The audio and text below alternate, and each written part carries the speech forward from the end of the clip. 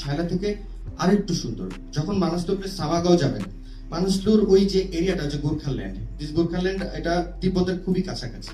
Even আপনি যদি ইতিহাস পর্যালোচনা করেন, প্রায় 60 বছর আগেও ওখানকার অধিবাসীরা জানতো না ওরা নেপালের বাসিন্দা।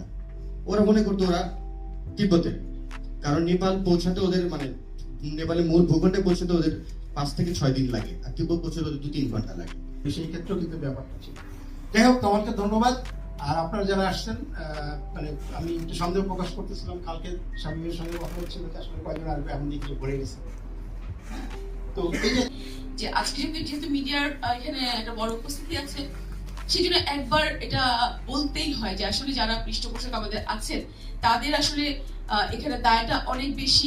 একবার যখন হাতে লেখা পাসপোর্ট ছিল, আমার পাসপোর্ট এখন তো ডিজিটাল কিংবা এমআরপি সবকিছু, কিন্তু ওই হাতে লেখার সময় আমার পাসপোর্টে পেশা হিসেবে মাউন্টেনিয়ার ছিল। গল্প মানুষেরটা শুনি না, আমরা এখন গল্প শোনাই, আমাদেরটা মানুষ গল্প করে।